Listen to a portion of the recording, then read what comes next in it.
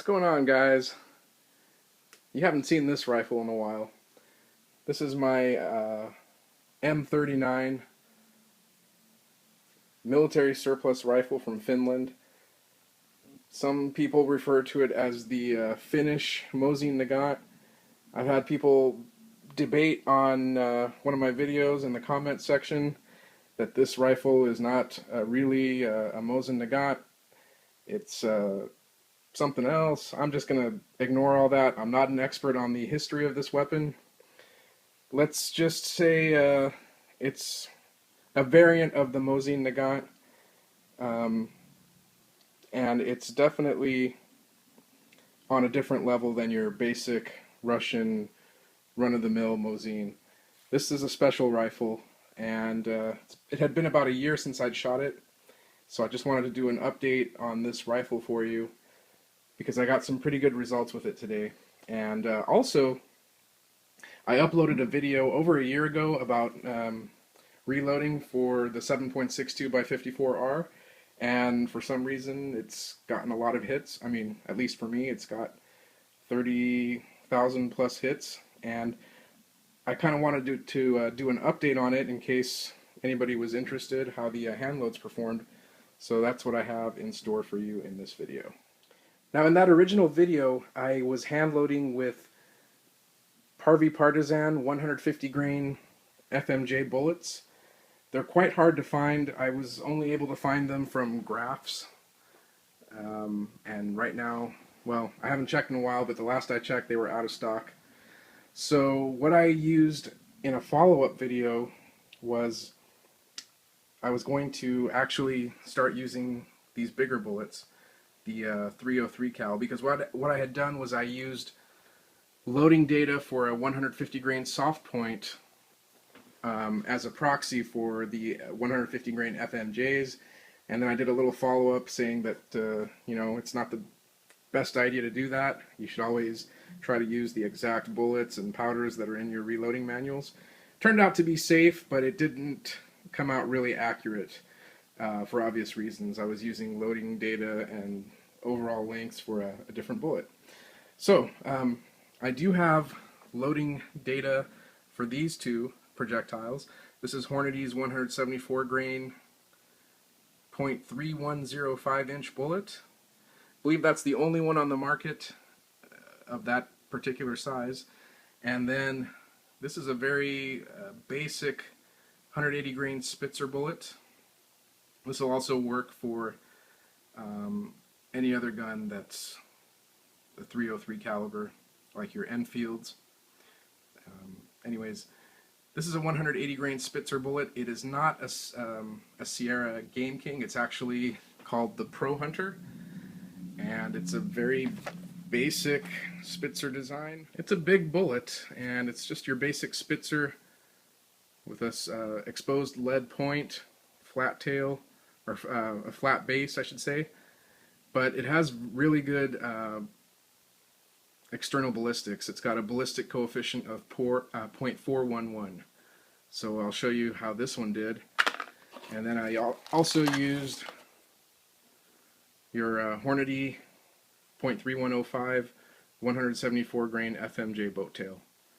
This one does have a cannular, so you can crimp into that cannular, also known as a crimping groove.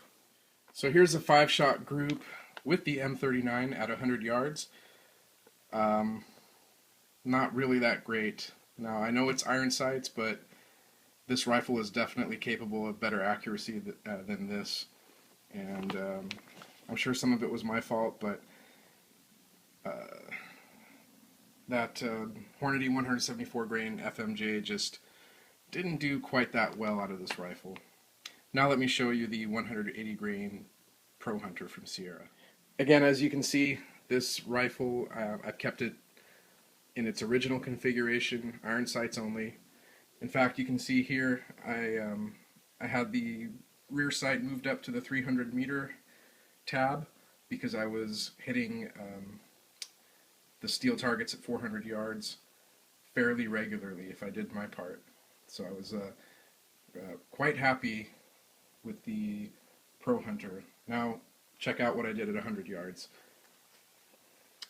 Yep, that's yours truly, and I'm nobody. I have a couple years of sporadic experience shooting rifles, and I'll show you my recipe here because it's under the maximum. I used 46 grains of Varget, standard CCI large rifle primer. There's my OAL 2.975, and I was speechless when I walked up and retrieved my target. I could not believe that I put, except for that one right there, that's definitely my fault, because I put 5 bullets kissing each other with a military surplus rifle with iron sights. I couldn't believe it. I was beyond happy with the performance of not just the rifle, but my hand loads using these really basic hunting bullets, I should say. So that's a little update on the Finnish variant of the Mosin Nagant, the M39. As you can tell, it's a fantastic weapon. If you can pick one up, do it before they're either gone or it becomes really expensive. And get an M39 in your collection, guys, because they are really, really sweet shooters. And again, there's plenty of you guys that shoot better than me, and I was able to do that with iron sights. So I'm really, really happy with the 180 grain Sierras. I bought another box while I was at the range, the last box there. I have one more of these somewhere here in my inventory, so I've got about 250 of those bullets, and I can't believe how well they shot. So that's, oh, yeah, you know, it is, I wanted to show you, I made sure to note my point of aim right at 6 o'clock, and, you know, these rifles they were sighted in originally at around 300 meters, so it's going to shoot high at 100 yards. If I was to aim right in the middle, it, you know, may not even be on the paper. So I aimed right there at 6 o'clock. And this one does shoot a little bit to the right. The nice thing about M39s is your front sight is adjustable. So I have to gently drift this sight over and get it to shoot right on center. But other than that, I'm not ashamed to say that I probably would not be able to get this grouping with my scoped modern Remington 700.